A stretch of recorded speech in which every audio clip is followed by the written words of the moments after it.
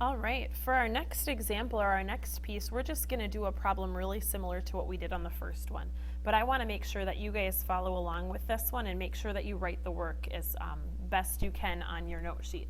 So we've got the same type of scenario here. We've got y equals 2x plus 2 and y equals negative 3x plus 4. So we're going to go ahead and take our 2x plus 2 and we're going to replace it with, or replace the y that's down below with that, since both of those equations are equal to y. So when we do that, we end up with 2x plus 2 equals negative 3x plus 4. So we're going to go ahead then and move our variables around to one side and move all of our plain numbers to the other side. I'm going to add 3x on both sides. That way I again get to keep my positive coefficients. So when I do that, I end up with 5x plus 2 equals 4.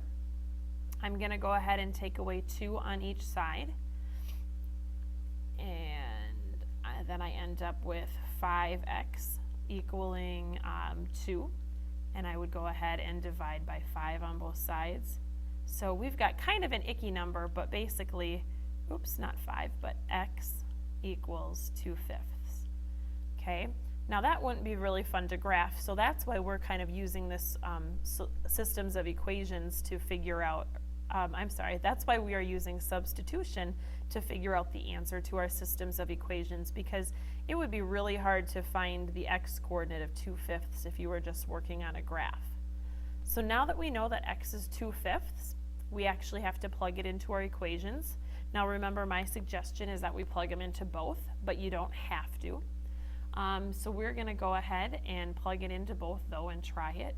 So we're going to say 2 times 2/5 plus 2, and we're going to figure out what that is.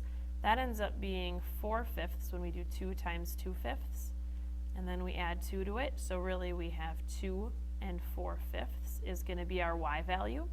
Let's double check that down here with our second equation. Negative 3 times 2/5 plus 4. So really that ends up being negative 6/5 plus 4. Okay, so then we have to think about it. Negative 6/5, that's like saying negative 1 and 1/5 plus 4.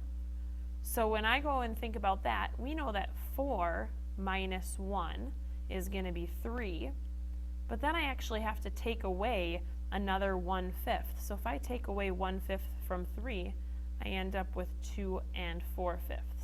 And this is how I know I got the equation right, because I got it for this each x variable that I plugged in, I got out a 2 and 4/5 for my y coordinate.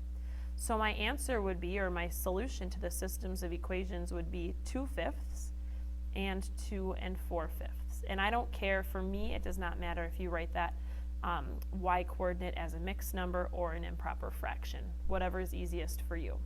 Make sure you fill in the spot that says always double check your solution, because we do need to always double check our solutions.